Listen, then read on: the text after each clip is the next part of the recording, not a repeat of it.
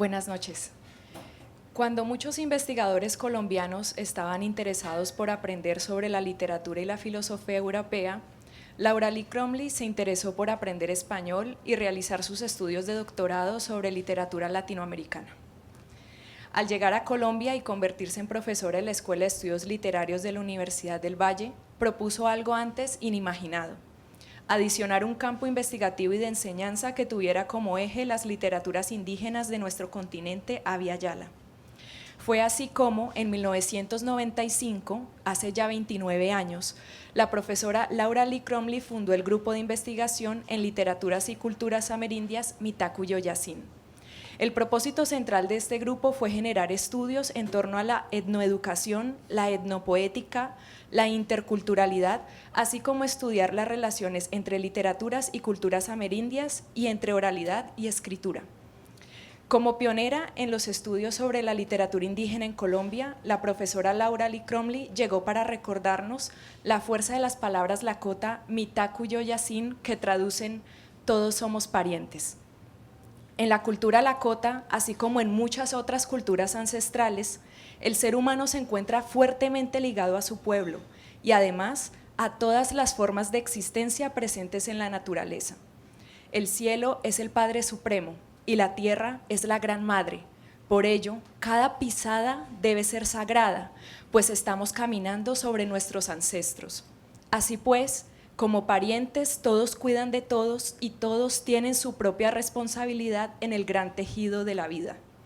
En algún momento, la profesora Laura Lee mencionó: si el objeto de estudio elegido representó un objeto de deseo, el proceso investigativo fue riguroso, llevado a cabo con energía y pasión, y la etapa de la producción de los resultados fue positiva y apasionante también, entonces su presentación llevará la carga emotiva de esa pasión: pasión por investigar, pasión por comunicar y compartir.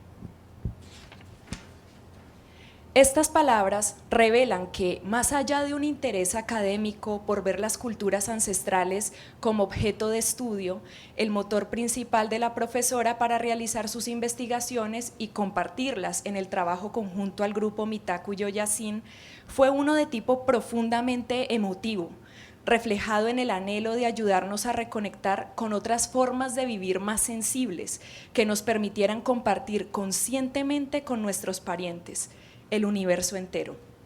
Con el paso de los años, los intereses de los miembros del grupo se fueron expandiendo hacia horizontes más lejanos, que han permitido ya no solo aprender sobre las sabidurías de nuestros ancestros indígenas en el Abya Yala, sino además establecer puentes con otras culturas milenarias de distintas partes del globo. La pasión y el amor por reconectar con las sabidurías ancestrales sigue siendo el motor de nuestras investigaciones. Y por eso, como fruto de ello, el homenaje al legado de la profesora Laura Lee Cromley es también el momento preciso para presentar hoy nuestro libro Metafísicas Chamánicas, una poética ancestral del espíritu, la conciencia y el sueño. Quiero cerrar esta presentación con la lectura del poema The Ancient Ones, Los seres antiguos, de autoría de la profesora Laura Lee Cromley. Primero la versión en inglés. The Ancient Ones. It is said, the ancient ones return as clouds.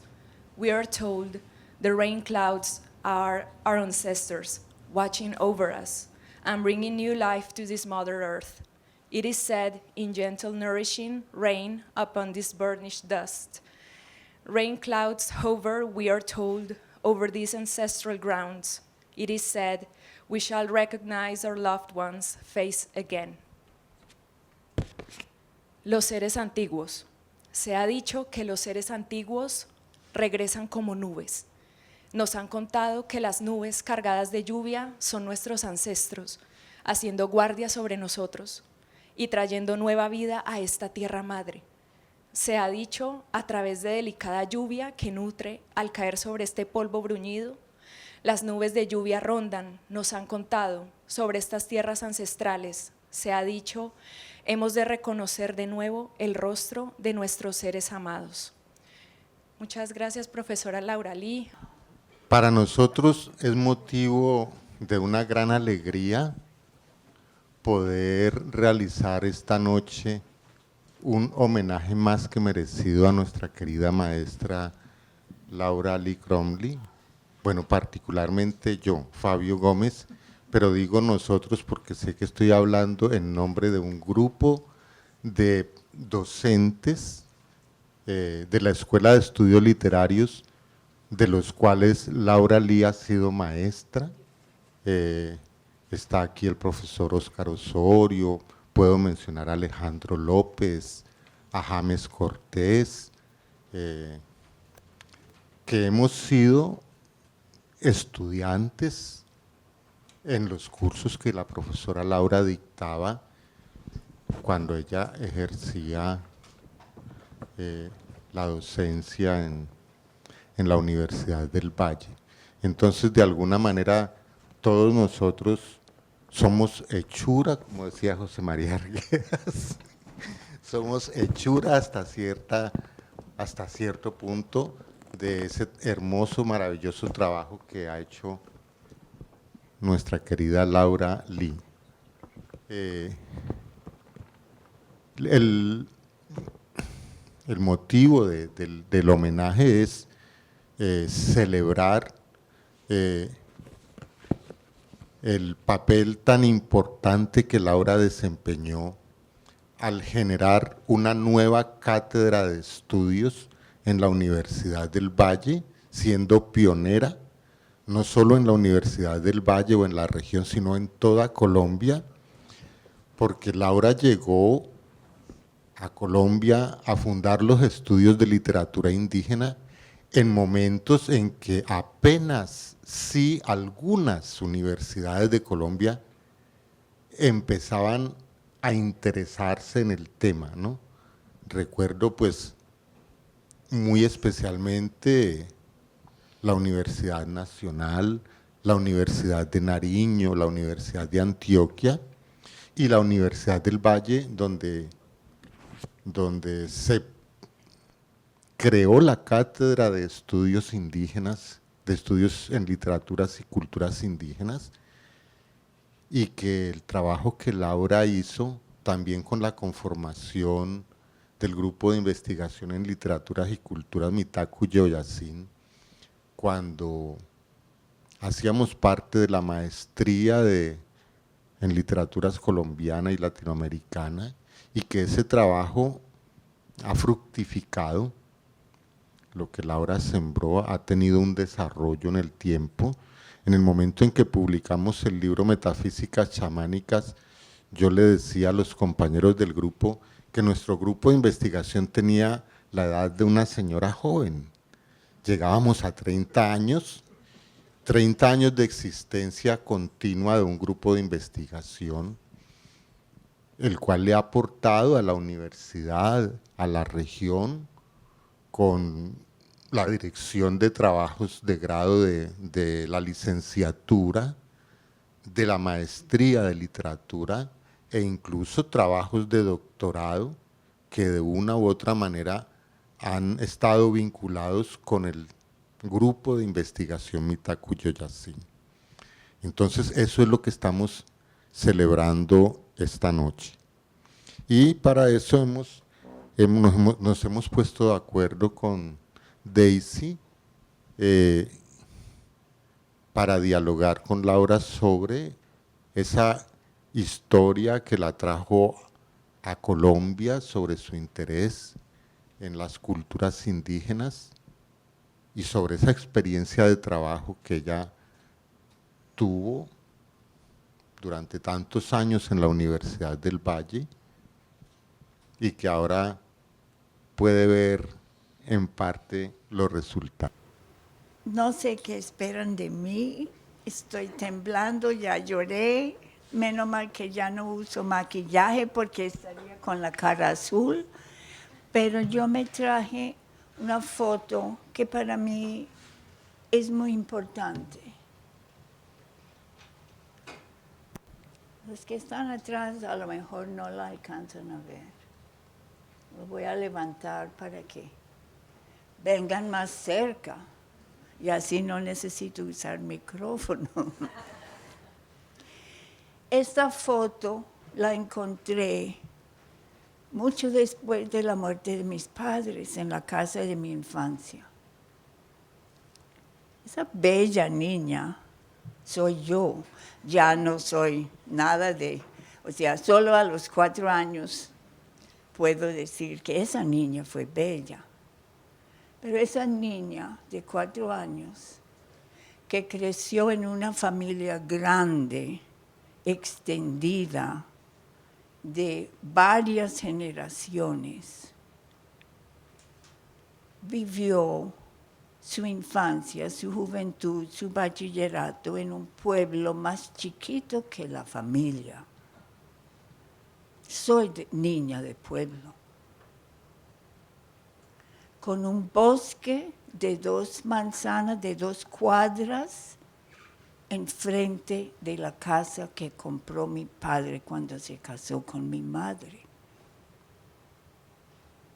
Cuando esta niña tenía 4 años, tenía una hermana mayor hermosa y tenía un hermano mayor también increíble. Enseguida vivía mi abuela materna y mi tía abuela Laura. Y al otro lado de la casa, un bosque, donde mi mayor gusto fue trepar en los árboles, mirar las aves, el pasto, las plantas, o visitar a los 3 vecinos que vivían enfrente. ¿Por qué estudié español? Porque en mi pueblo el colegio también era pequeño, es pequeño. Y solo en el bachillerato se enseñaba latín o español. Yo ya sabía, desde que mi hermano estaba en español 1 con una profesora argentina, quién sabe cómo llegó a Springdale, Pennsylvania, y estudió el español 2 con la misma profesora, y yo decía, yo también voy a estudiar con ella. Y memoricé los 2 textos de mi hermano. El cuento en nuestra familia es que mi hermano solo aprendió en 2 años a decir, sí, tengo mi libro. Pero cuando yo llegué a la edad de estudiar español, ya esa profesora argentina no estaba, pero igual estudié español. Pero los vecinos de enfrente de la casa eran hijos y nietos de inmigrantes de Alemania, y yo desde muy niña escuchaba a los mayores hablar en alemán. La casa después, el señor, esa pareja eran menores que mis papás, y los de la otra casa eran mayores que mis papás. La casa de enseguida, el señor era hijo de un eslovaco, un inmigrante eslovaco, y hablaban en eslovaco con los hijos. Los hijos, obviamente, la pareja casada, hablaban inglés y la lengua de sus papás. Pero la esposa era hija de italianos. Entonces, cuando llegaba la familia de ella, se escuchaba italiano, así, más o menos a esa distancia. Y la casa enseguida eran suecos. Nunca los escuché hablar en sueco, nunca los escuché hablar en sueco. Pero la casa en la otra esquina de la cuadra, detrás de la nuestra, la familia era húngara. Y la señora era mayor que mi abuela y mi tía abuela, y venía caminando, y nunca la escuché hablar en inglés, solo en húngara. Y mi abuela solo hablaba inglés. ¿Sí? Eso ahí me nació no solo el interés en el bosque, en la naturaleza, sino en los idiomas. Y terminé estudiando español 4 años. en la universidad y en España. Pero los ancestros de mi familia eran mayoritariamente de Escocia, de Irlanda y de Escocia, pero habían llegado cuando eran colonias. Entonces todos nosotros hablábamos inglés. ¡Qué limitación! No solo esta niña quería aprender todos los idiomas que hablara el ser humano, sino también conocer todos los países. Todavía tengo mucho que hacer. Pero aprender un idioma es una apertura a otra forma de ver el mundo, a otra forma de pensar, y eso siempre fue como mi pasión. En Estados Unidos hay cantidades de culturas indígenas. Desafortunadamente por la historia podemos averiguar las injusticias, las cosas indecibles que pasaba. Pero eso fue otro camino. Al estudiar literatura en la universidad, pude también estudiar la novela escrita por escritores indígenas norteamericanos. Novela. Porque por sus trayectorias pudieron muchas personas de mucho talento, obligados también a hablar inglés, pudieron publicar en inglés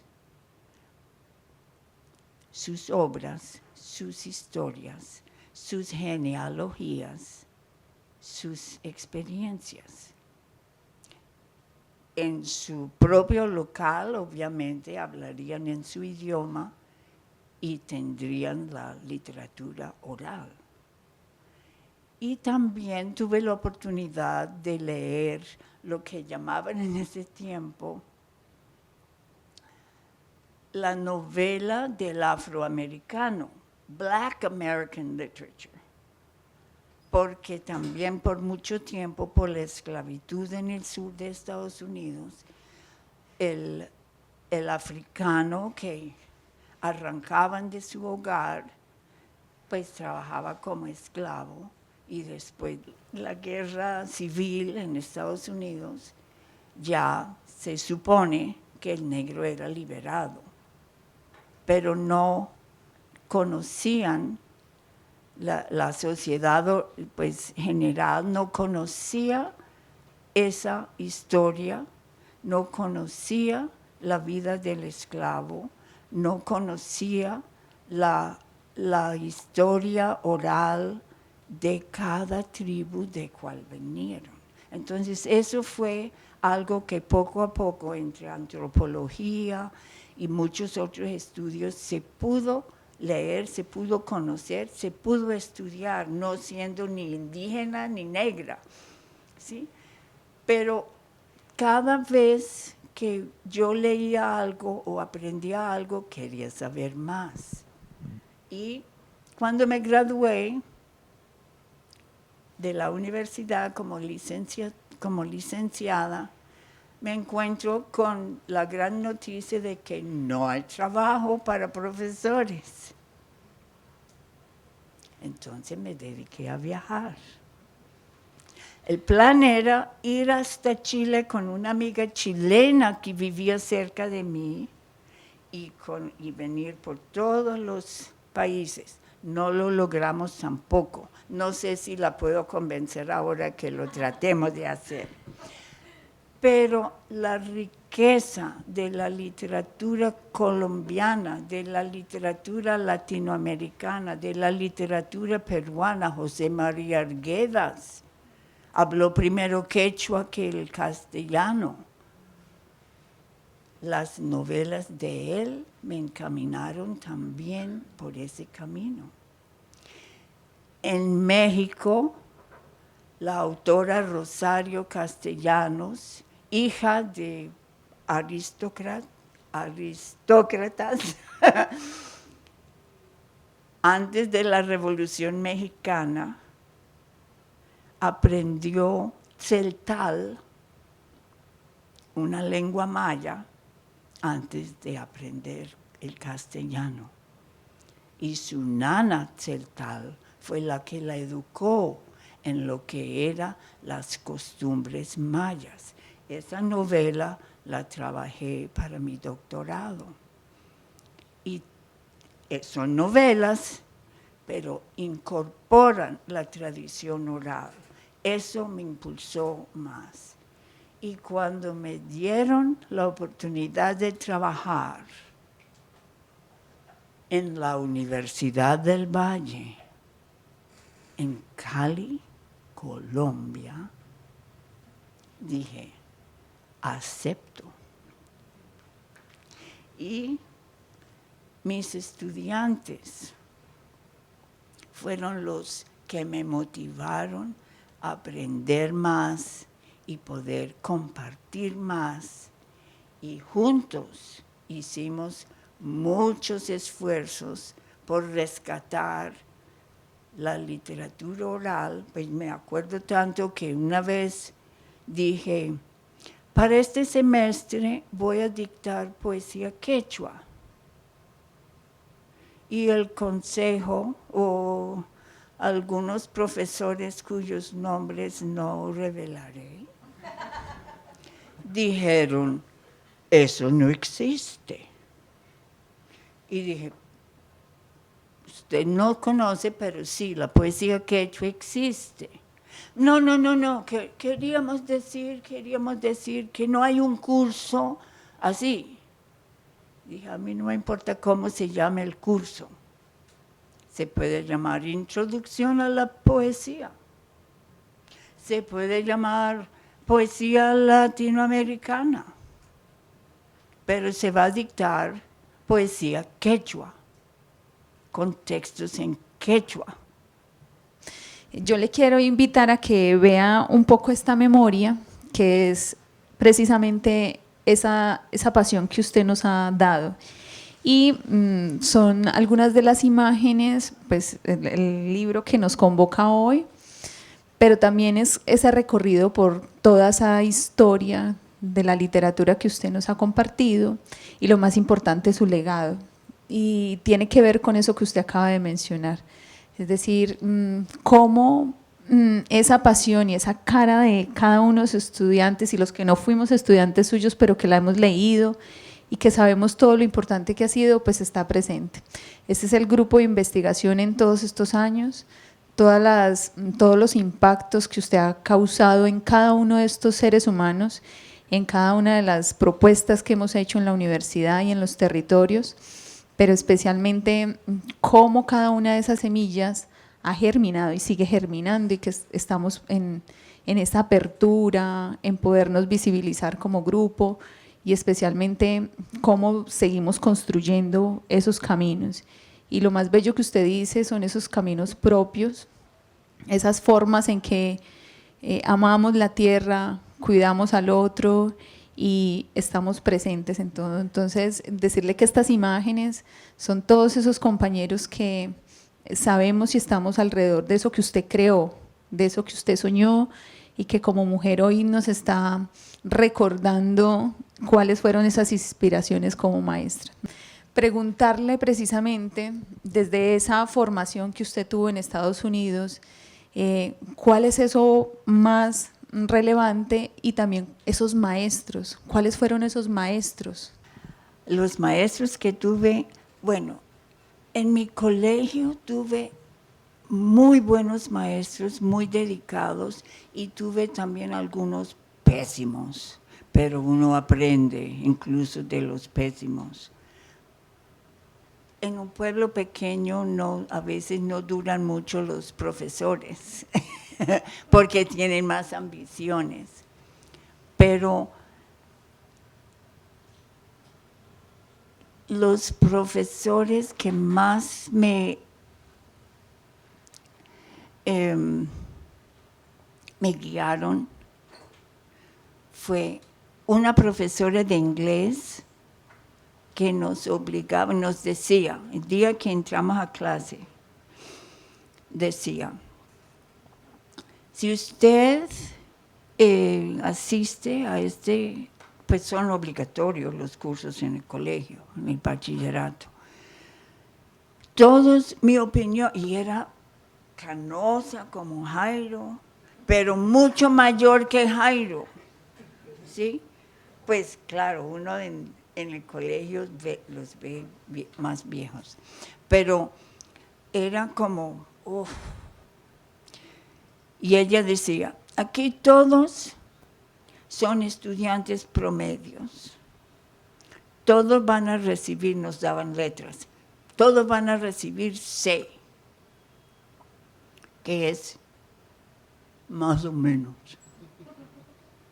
D es peor, pero F es ya te echan. Yo dije, ay no, yo no puedo llegar a la casa con un reporte cada cierto tiempo con un C. Y luego ella continuó y dijo, pero aquellos que piensan que tienen algo más que hacer, vengan a verme después de la clase. Y cada mes nos da, pues claro, yo creo que fui la primera ahí donde ella. Yo sí quiero la mejor nota, ¿no? Nos daba una lista de 5 textos que teníamos que leer aparte de los cursos y escribir informe completísimo sobre cada uno de esos textos. Uno era generalmente, y cada mes era diferente. Uno era un libro como de ciencias o de sociología, algo así. Otro era algo de historia. Otro era poesía, eso sí me gustó. Otro era tal vez ensayos o una novela o algo de que no era ficción. Entonces fuimos varios que uno prácticamente ya tiene que encerrarse a hacer eso. Pero yo dije, no es por la nota, sino por, ya una vez que comencé, dije, no, pues mira esta maravilla. Entonces, esa fue una de las mejores profesores, aunque nunca la vi sonreír, pero pues uno sacaba dentro de sí mucho más de lo que había pensado posible. De mi profesora de español, la primera ella no era profesora de español, no sabía pronunciar tiene. Ella decía, el verbo se conjuga así, tiene, que en inglés el E final es silencioso. Yo digo, oh. Pero como yo ya había memorizado los 2 textos de mi hermano, dije, no importa. Después, para segundo año y tercer año y cuarto año, para esa época ya hicieron más, tuve muy buenas profesoras y la de tercero y cuarto había estudiado en España. Entonces, ella nos escogió a 3 personas que vio que estábamos muy motivadas para saber más y dijo, vamos a ir a que conozcan la universidad donde estudié, porque tenía un programa de intercambio con España.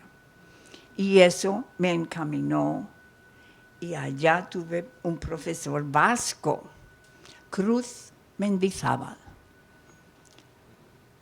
que normalmente se iba a España o en el último semestre o después de graduarse.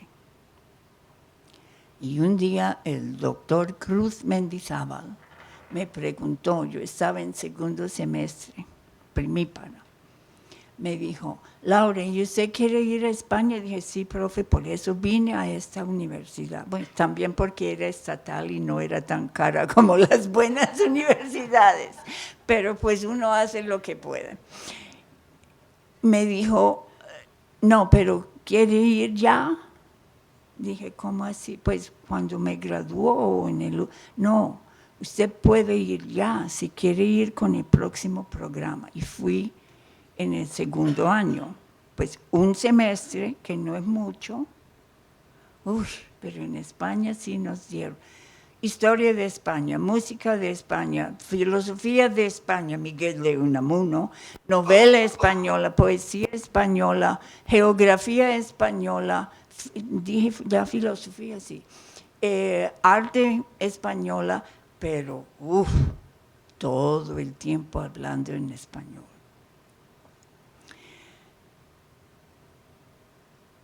En el colegio, otro que fue muy influyente fue uno altísimo, flaco, con los dedos larguísimos y una narizota larguísima, pero era divino, era Mr. Lily, como si fuera la flor, pero él era profesor de hablar en un curso que había que tomar, que era cómo hablar en público.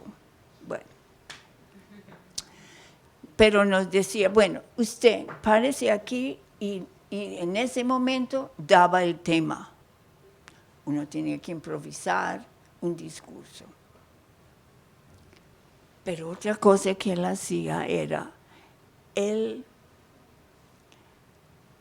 director de las obras de teatro del colegio.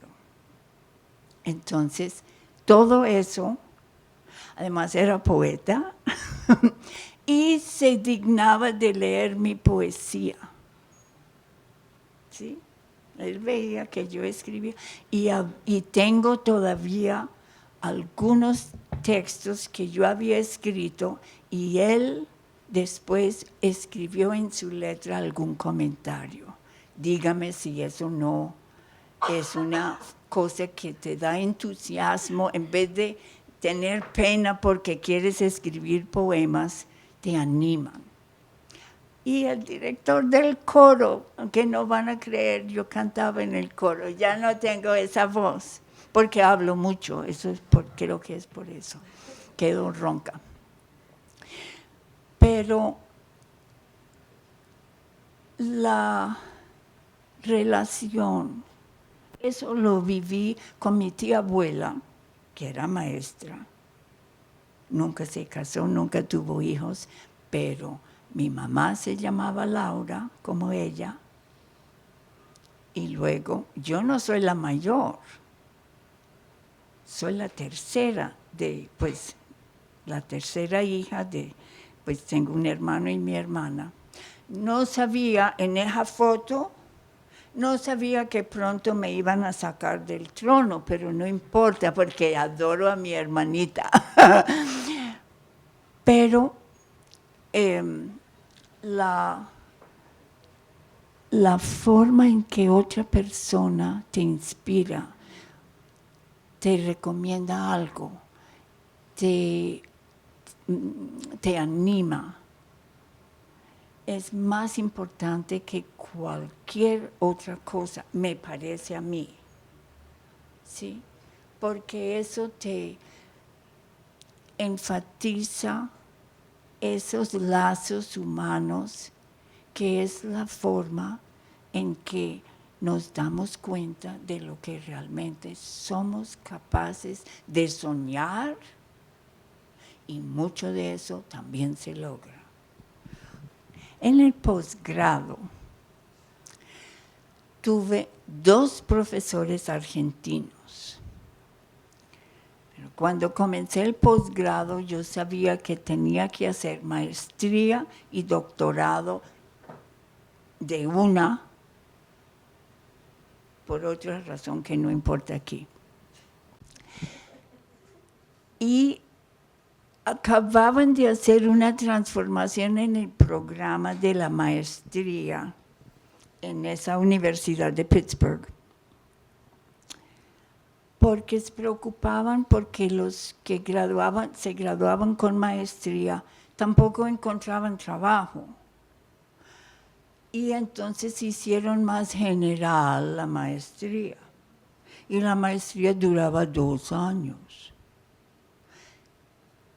Y no estoy criticando la maestría, pero el primer curso era la literatura de España, el Mio Cid, las jarchas, el romancero y el libro de Buen Amor. Pues está bien si tú quieres trabajar lo antiguo en España, pero yo lo vi en el colegio, lo vi en la universidad, en el pregrado. Lo primero que hicimos fue las jarchas, el libro de Buen Amor, pues en el orden cronológico. Los romances son maravillosos, pero solo hay cierto número de veces que tú puedes volver a leer esos textos. Y luego en España, ¿qué fue el primer curso que tuvimos? Lo mismo. Y en la maestría, no. Bueno.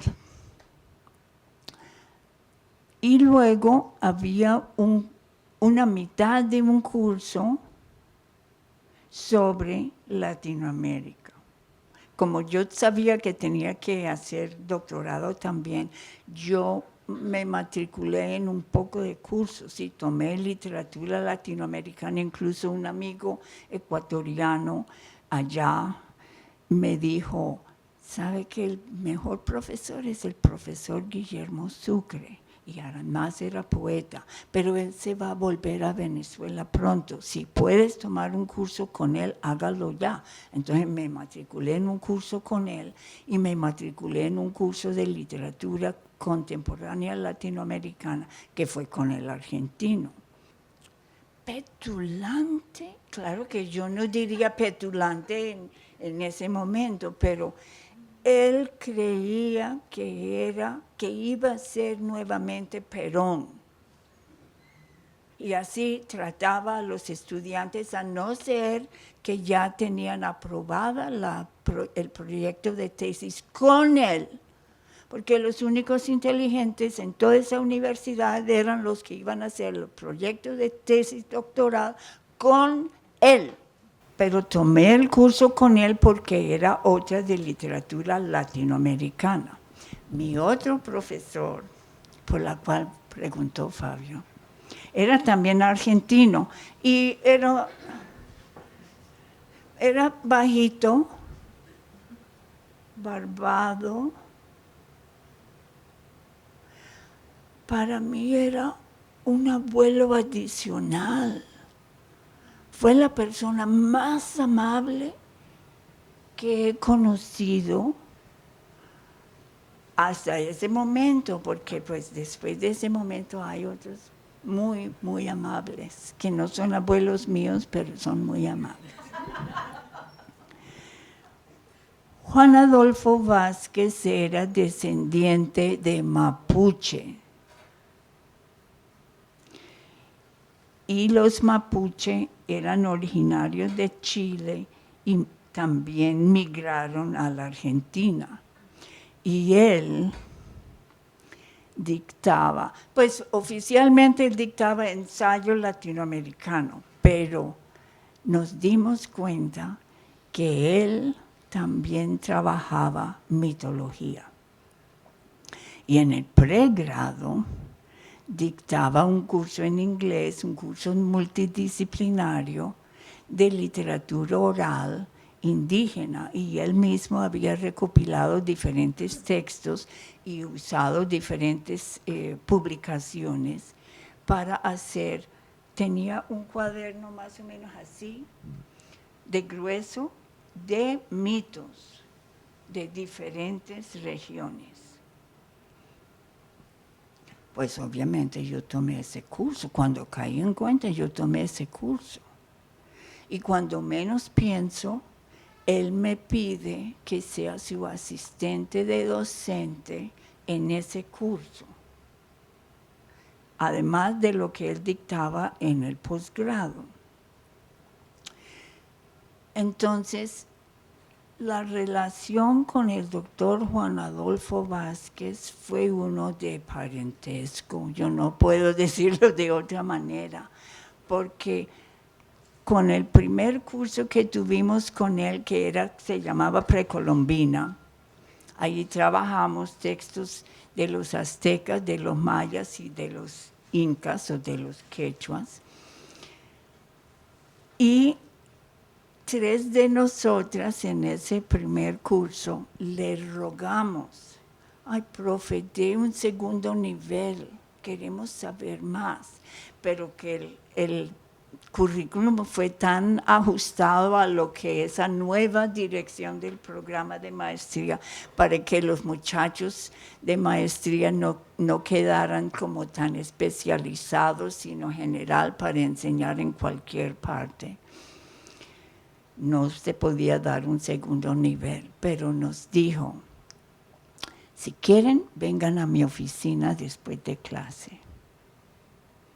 Y él tenía una oficina con una mesa, pues tal vez como no tan elegante como la de Oscar Osorio, pero tenía una mesa ovalada en su oficina y biblioteca por todos lados.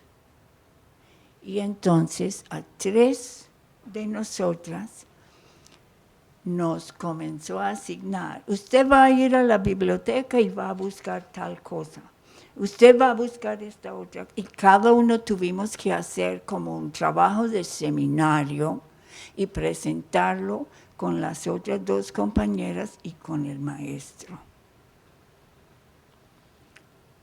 Eso lo hicimos durante 2 semestres para estudiar cosas que no estaban ni siquiera en el currículo. Y luego él me pidió que fuera su asistente en los cursos de pregrado.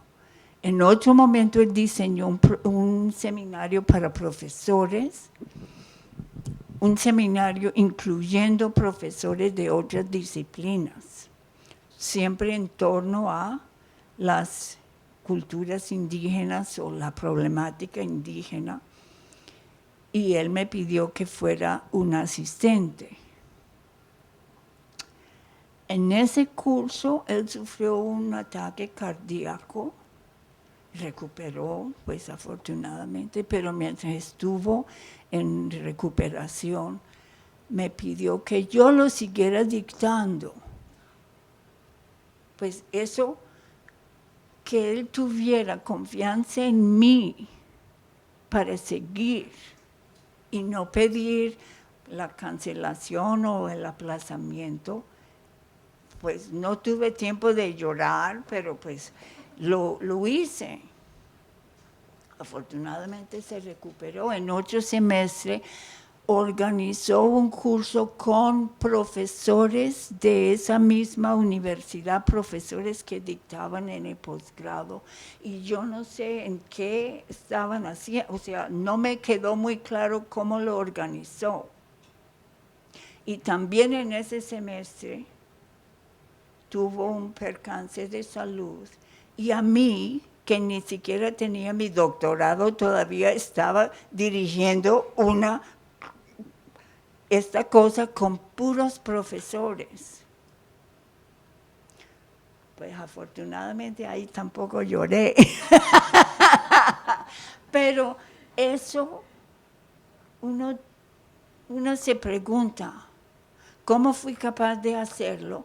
Porque él tenía fe en mí, porque él me había instaurado como la confianza.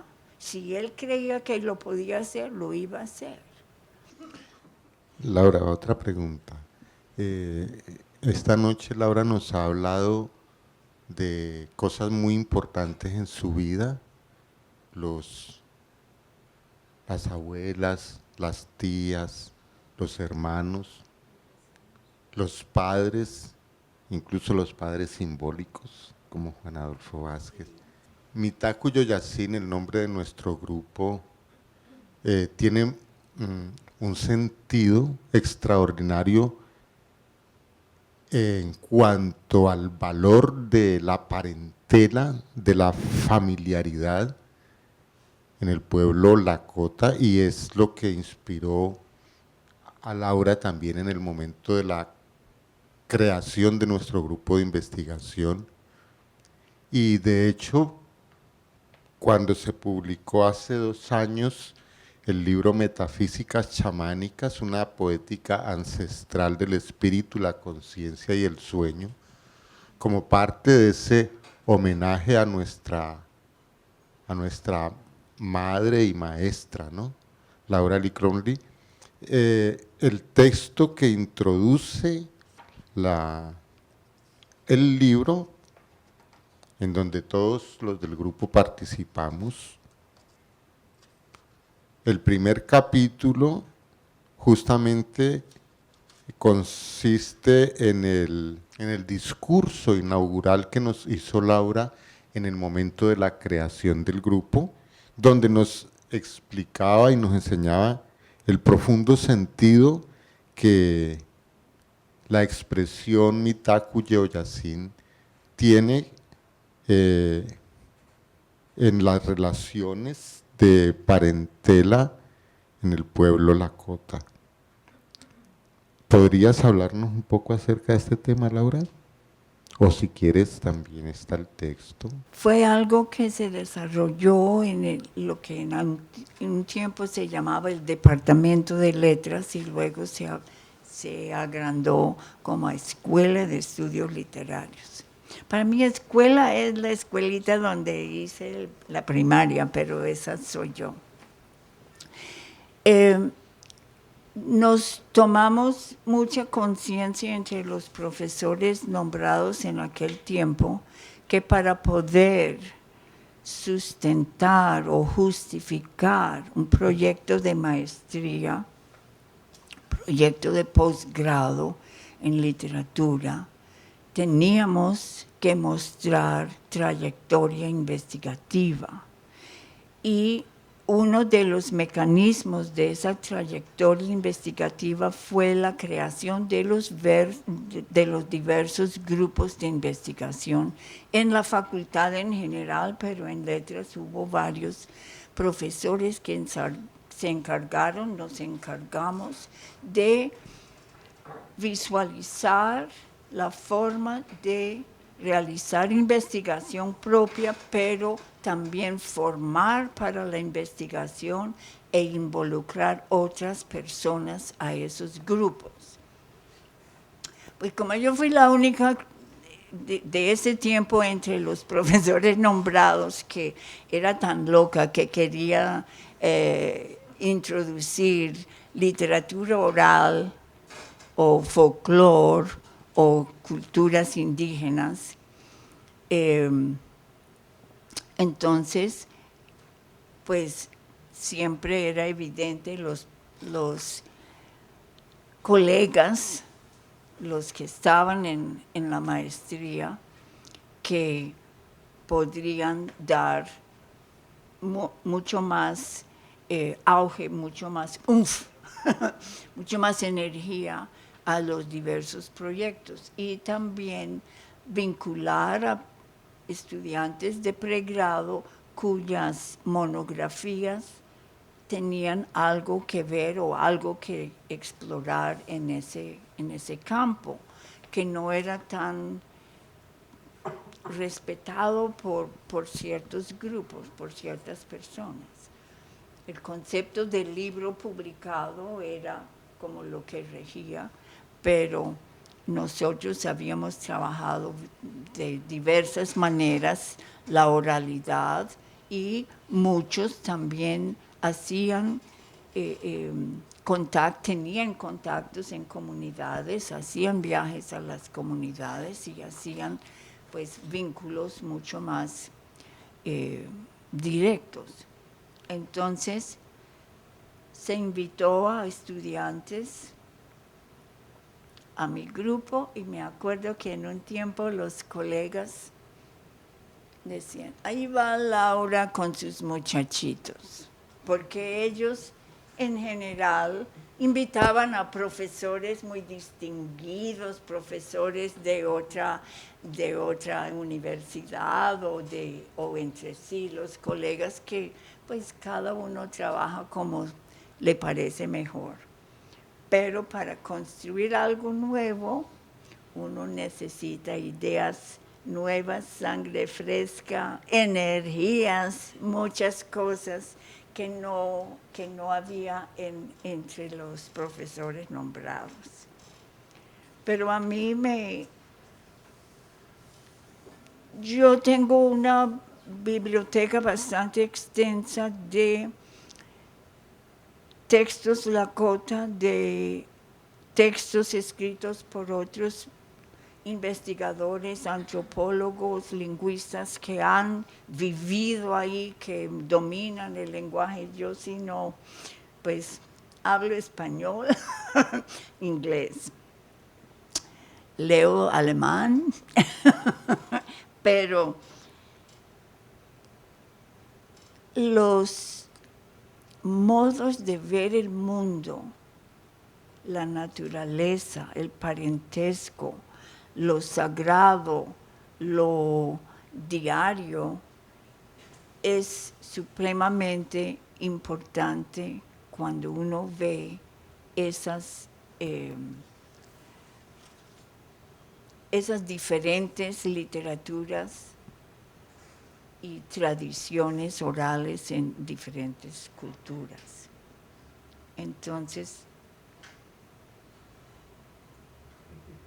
pues, no sé, Fabio me dijo, si quieres leer, pero pues a mí me fascina leer en voz alta, para que lo sepan. Y he tenido 2 experiencias en mi vida bien interesantes con mi primera sobrina, porque tengo mi hermana mayor y se casó muy joven, mi hermano era mayor que yo y se casó muy joven y tuvieron sus hijos muy temprano. Y yo felizmente soltera. Y yo leía a la primera sobrina, no, feliz de la vida, le leía de todo. Un buen día volvió a llegar a la casa y me dijo, no, grandma, no necesitas leerme, yo ya sé leer, y leía. Y yo dije, pues con la menor, con la hermana menor. No, ella tomaba un libro infantil y sin saber leer, repetía el cuento. Claro, porque su hermana mayor ya le había leído. Pues me pasó con 4 sobrinas la misma cosa y el mismo desengaño. A lo mejor en el próximo viaje que haga, mi nieta, la mayor, que en enero, 6 de enero, Día de Reyes, cumple 8, yo sé que ya lee muy bien, pero todavía me dejaba leerle cosas. Estoy llevando esta vez libros muy difíciles para una niña de 8 años. Pero la menor ya se sienta con un libro y habla, y pasa las páginas y sigue hablando. Y ella todavía no sabía leer. Entonces pronto me van a desbancar.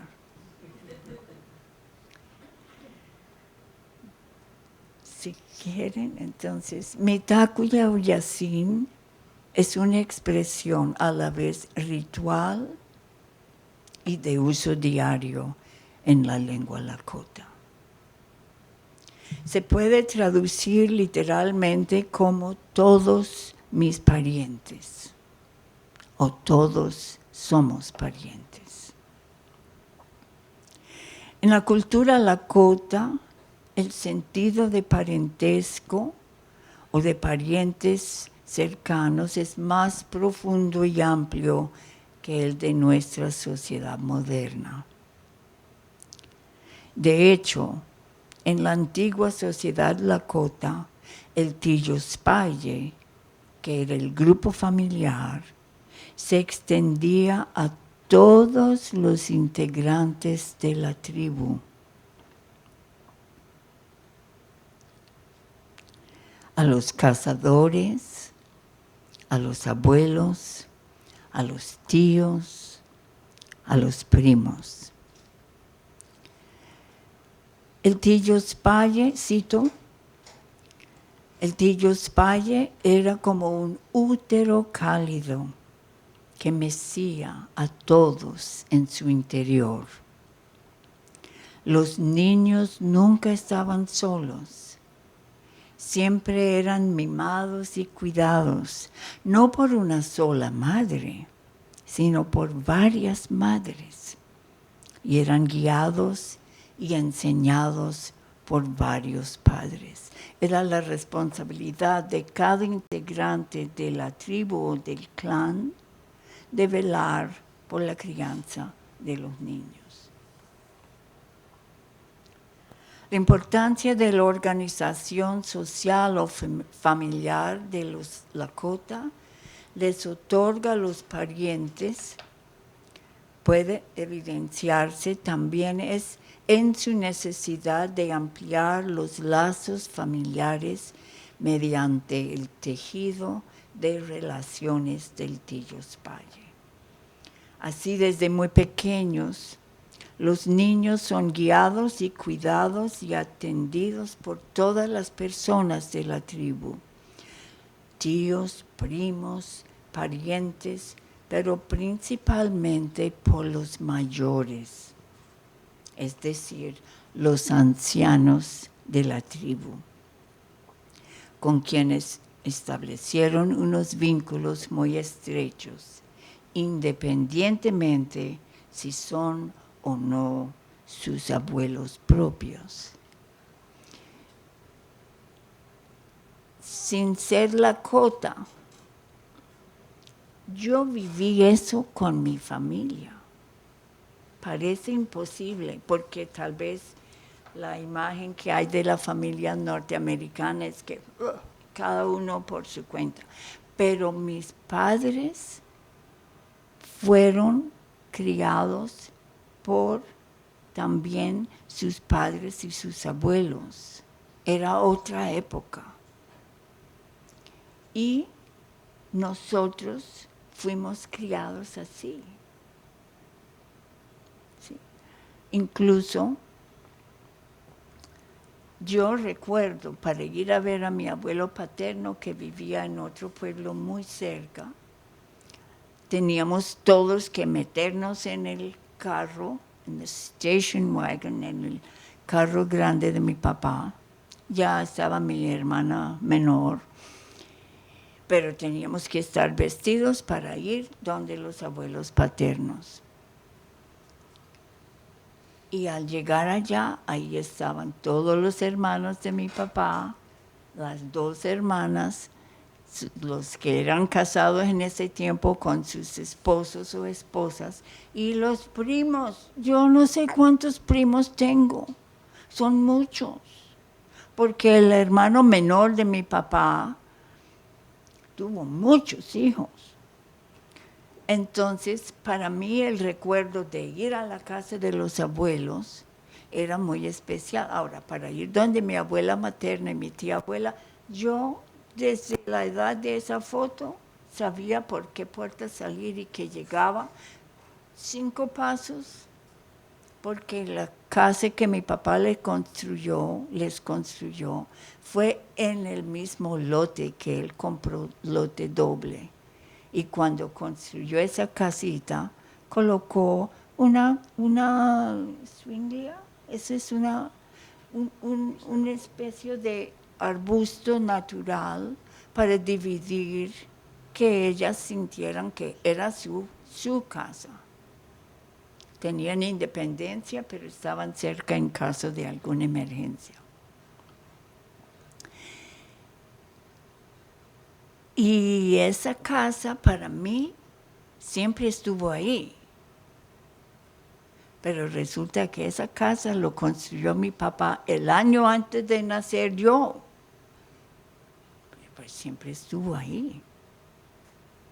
Y lo que no sabía es que la casa donde yo crecí, mi papá la tuvo que agrandar cuando yo estaba en la cuna, porque ya no cabíamos. ¿Sí? Y ya yo creo que mi hermana mayor no recuerda mucho sobre cómo era esa casa cuando ella era niña. Entonces no tengo a quien preguntar, porque la menor tampoco sabe. Eso siempre era inmensa la casa. Y cuando llegaban, tanto de la familia de mi mamá, su hermano mayor, su hermana mayor y los primos, la familia de mi papá, él era el hermano mayor, las 2 hermanas y los 4 hermanos menores que él, con toda esa gallada de primos, ¿a dónde se reunían? En la casa que construyó mi papá, en la casa nuestra. Entonces, pues de alguna manera yo viví esa unión por mi cuenta, aunque sé que hoy en día no es así con todas las familias. Incluso mis nietas no se visten para montarse en un carro y venir a verme aquí en Ciudad Capri. Ah, no, no, no. Esta abuela tiene que empacar una maleta, montarse en un avión, ir a volar a visitarlas. Pero lo hago porque me gusta viajar, ¿no? Pueden leer el artículo por su cuenta, no necesitan escucharlo en mi voz, pero fue algo, para mí fue importante como traer esas experiencias de la forma de ver no solo la familia, sino la tierra es nuestra madre, Inamaca. ¿Sí? Ina es madre, Inamaca es la tierra madre. Ate Macpiá, el cielo es nuestra padre. El nombre Ate es padre, padre cielo, madre tierra. ¿Sí? Y eso para mí, por la forma en que me criaron, aunque no somos indígenas, no somos Lakota y no vivimos en ninguna, vivimos en una casa con puertas y escaleras, pero la conciencia del respeto a los mayores nos quedó completamente internalizada. ¿Sí?